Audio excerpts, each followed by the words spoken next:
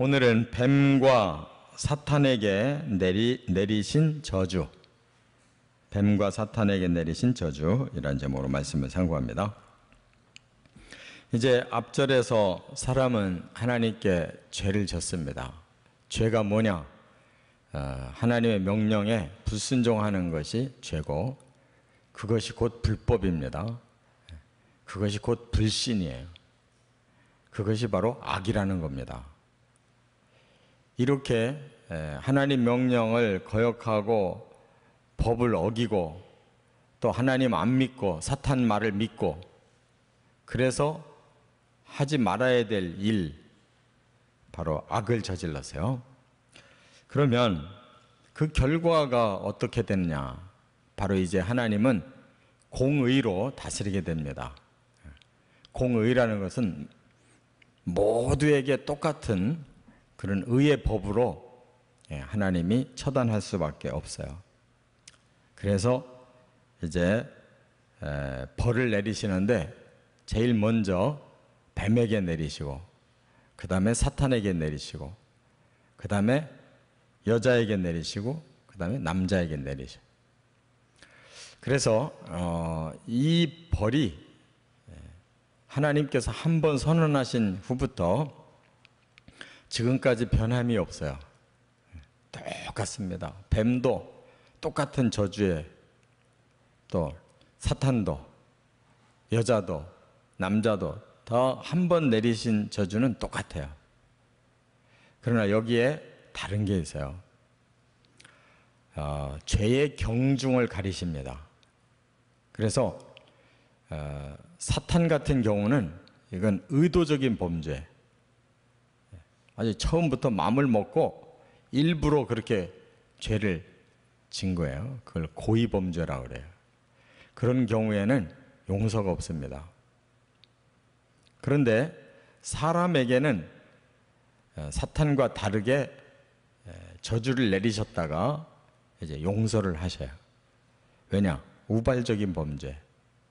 사람이 일부러 계획하고 그렇게 마음을 먹고 일부러 한 게 아니에요. 사탄에게 잠시 속아가지고 그렇게 우발적으로 죄를 졌기 때문에 하나님은 다시 사랑으로 그 벌을 이제 제하시고 용서하시는 거예요. 그래서 성경의 역사가 이제 지금부터 요한계시록까지 주제가 이제 바뀌었어요. 뭘로 바뀌어요?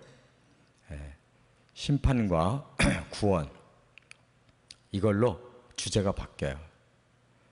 그래서 악한 자에게는 결과적으로 하나님의 심판이 임하고, 또 하나님이 사랑하는 자에게는 결과적으로 구원이 임한다는 거예요. 우리는 하나님의 사랑의 대상이에요. 그래서 결코 심판받지 않고 구원받을 수가 있는데, 사탄이 자신이 끝내 하나님을 거역하고 또 영원한 심판을 당할 존재로서 사람을 계속 끌어들여요. 그래서 사탄에게 완전하게 속아가지고 인생을 바쳐버린 자들, 그들은 하나님의 사랑을 받아들이지 않고 끝까지 사탄에게 쫓아가기 때문에 그들은 사탄처럼 심판당하고 영원한 형벌을 당하는 거예요. 그러니까 가장 불쌍한 사람들, 어리석은 사람들이 바로 사탄을 따라가는 사람들. 이미 이렇게 아담과 하와가 그런 경험을 했고 이렇게 말씀을 가르쳐 주셨으면 이제는 우리는 사탄에게 더 이상 속고 따라가면 안 된다는 것을 알고 하나님의 사랑으로 돌아와야 되는데, 그렇지 않은 사람들, 그냥 끝까지 사탄과 함께 가는 거예요. 그게 가장 불행하고 불쌍한 존재들이에요. 그래서 이제 오늘은 하나님의 공의를 이제 뱀과 사탄에게 내리셔서 바로 죄값인 저주가 임합니다. 첫째는 14절에 보면 뱀에게 내리신 저주를 말씀했어요. 이 뱀은 짐승 중에 하나였어요. 그리고 간교한 성격이 있었다고 그랬어요. 말하자면 머리가 비상한 거죠. 그래서 아주 말도 잘하고 또 상대방에게 아주 그 지혜로운, 그래서 예수님도 그런 비유를 말씀하세요. 뱀같이 지혜롭고 그래서요, 비둘기같이 순결해라. 그러니까 그 성격이 잘 활용되면 아주 똑똑하고 훌륭한 일도 할 수 있는데, 이게 잘못 사용되면 이렇게 아주 흉측한 짓을 저지를 수 있어요. 그래서 결국 뱀도 그 자신이 책임진 거예요. 이용을 당한 겁니다.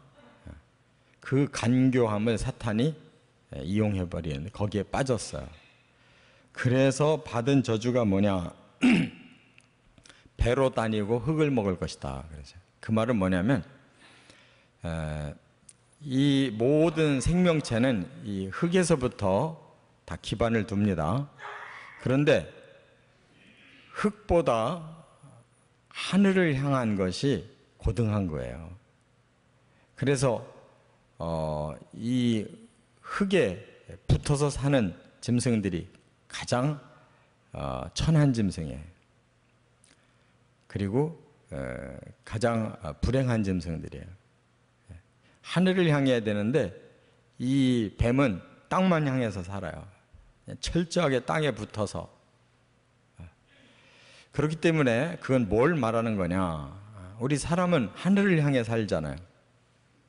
근데 짐승들은 다 땅을 향하는데 가장 땅을 향하고 있는 거, 땅에 아예 기어다니는 종류. 그러니까 가장 비천한 자로 전락했다는 거예요. 그러니까 처음에 뱀은 그렇지 않았어요. 네, 저주를 받았어요. 그래서 그 모습을 그대로 가지고 살고, 또 사람들이 가장 아주 본능적으로 싫어하는 짐승 중에 하나가 뱀이에요. 그렇게 땅을 꾸불텅거리면서 이렇게 다니는 거 사람들이 제일 혐오를 해요. 본능적으로. 이런 존재가 돼버렸다 그 말이에요. 이건 영적으로는 부정한 짐승이에요. 그래서 레위기 11장 41절 이하에 보면 바로 그런 파충류를 부정한 짐승으로 하나님 정의를 해요. 같은 땅에 살아도 부정한 짐승이 있고 정한 짐승이 있어요. 하나님이 그들을 부정한 짐승이라고 이렇게 정의를 내리셨어요. 이와 같이 하나님 앞에서 죄를 지면 거기에 대한 대가를 치른다. 이게 공의입니다. 그리고 하나님 앞에서 훌륭하게 살면 그만큼 상 준다. 이게 공의예요.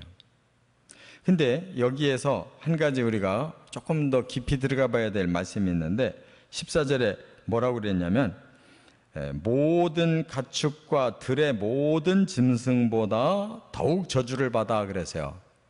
그러면 다른 짐승도 저주의 대상인데 이 짐승은 더 큰 저주를 받았다고 그랬어요. 이게 바로 뭐냐면 사람이 범죄함으로써 사람에게 주신 이 세상도 저주를 받은 거예요. 그래서 짐승의 세계가 본래는 하나님이 의도하신 것은 이사야에서 그랬잖아요. 사자가 풀을 뜯는다. 독사의 굴에 어린아이가 손을 넣고 장난을 쳐도 물리지 않는다. 그러니까 모든 이 세계가 아주 평안하고 아름답고 이렇게 살기 좋은 세계인데, 이렇게 사람이 죄를 짓고 벌을 받기 때문에 그 벌의 하나가 바로 이 세상이 저주를 받은 거예요. 모든 짐승들도 다 저주 속에 살아요. 그래서 사람 때문에 이 짐승들이 아주 고통스럽게 사는 것입니다. 약육강식의 세계가 되고 살벌하잖아요. 이와 같이 사람의 그 죄가 얼마나 무서운 것인가. 그 중에 뱀은 특별히 자신이 이용당한 그런 벌을 더 받았다, 이런 뜻이에요. 그래서 이 피조물이 지금도 신음하고 있다 그랬어요, 로마서에. 왜? 그 저주를 풀고 싶은 거예요. 그래서 모든 저주가 풀린 곳이 천국인데, 천국에는 이 땅에 있는 것이 없는 게 아니라 가장 완벽한 존재로 있는 겁니다. 그래서 모든 보물도 그 나라에 다 있는 거고, 아름다운 이 산과 또 땅과 모든 그런 자연계가 다 완벽하게 세워지는 거예요. 그렇기 때문에 바로 사람에게 관건이 있어요. 사람이 어떻게 하느냐에 따라 사람에게 주어진 모든 소유물도 복받을 수 있고 저주받을 수 있는 것이다 하는 걸 깨달아야 됩니다. 두 번째, 15절에 보면 이제 사탄에게 내리신 저주예요. 지금 우리가 여기까지 사탄이라는 말을 단 한 번도 안 써요. 비밀입니다. 계속 뱀이라고 말해요. 그러나 우리가 성경 뒤에 가면 뱀, 또 옛뱀, 용, 그가 바로 사탄이다라고 정의를 해놨어요. 그러니까 이 성경에 이 사탄이라는 존재는 상당히 비밀스러운 존재인 거예요. 하나님도 이렇게 공식화하고 싶어 하지 않는, 그리고 이 비밀의 그런 영계에 있는 존재이기 때문에 우리가 그 영적인 원리를 모르고 읽으면 이건 아무것도 아니에요. 너무 평범한 얘기인데 이걸 영적인 걸 알고 읽으면 이거는 복음이에요. 그래서 하나님이 앞으로 어떻게 사람을 구원하고 어떻게 악한 자를 심판할 건가를 말씀하는 것이 이 15절이에요. 그래서 이걸 보고 원시복음이라고 그래요. 여기에 바로 나타나지 않은 단어 사탄이 여기 핵심이에요. 그래서 제가 아까 말씀드린 것처럼 이후의 모든 말씀은 이렇게 주제가 심판이냐 구원이냐, 이게 주제라고.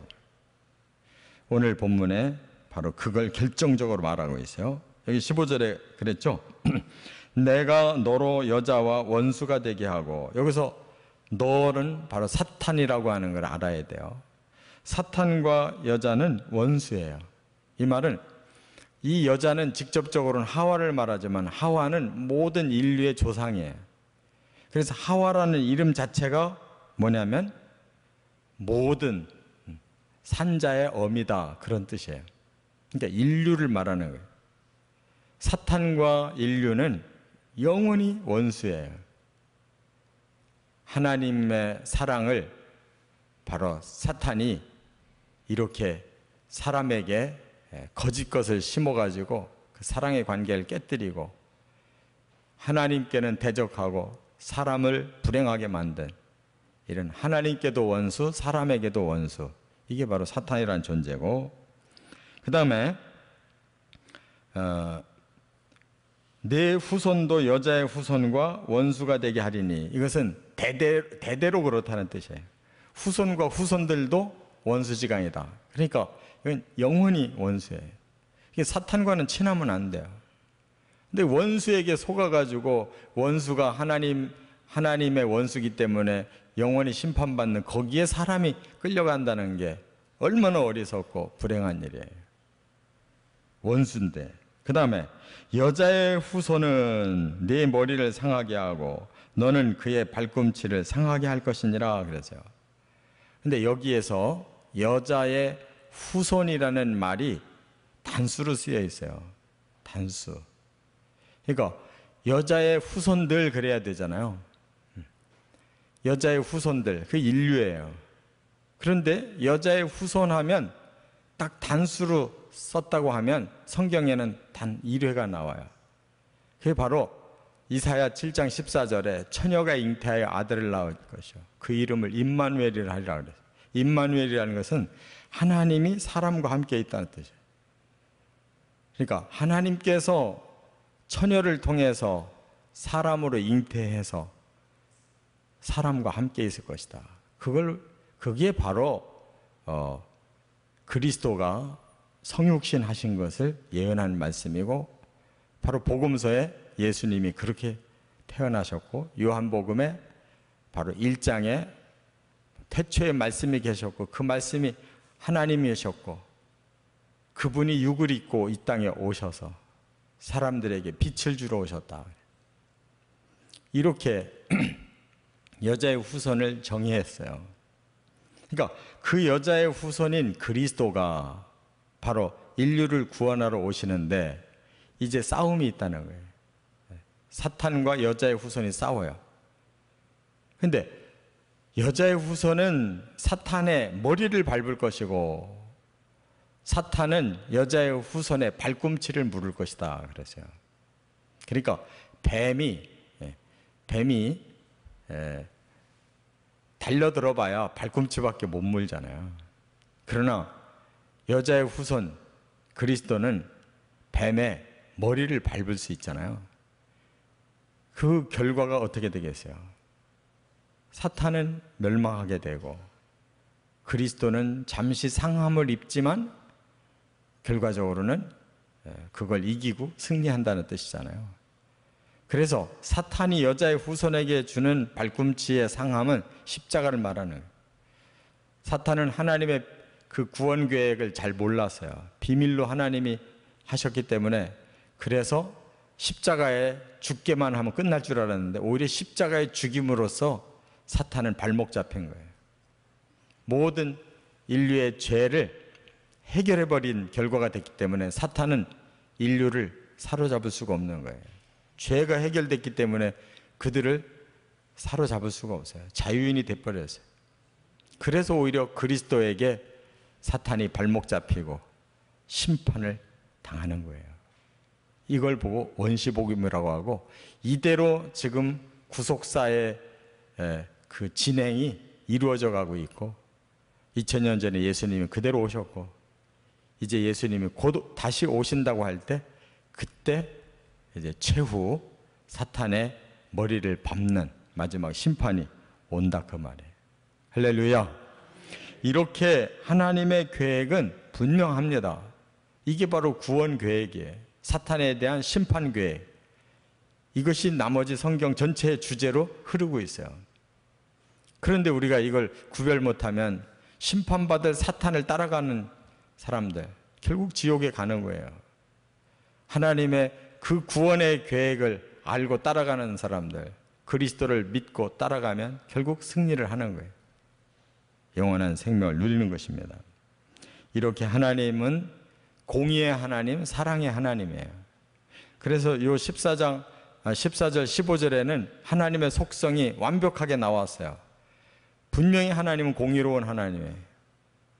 그래서 옳게 처단하시고 죄에 대해서는 그러나 사람을 사랑하시기 때문에 그들이 불행하게 된 그러한 죄를 그리스도가 대신 상함으로 해결해 주시고 그리고는 죄로부터 자유한 자에게 다시 처음부터 계획하신 그 영원한 생명과 영광을 회복시켜 주신다는 것.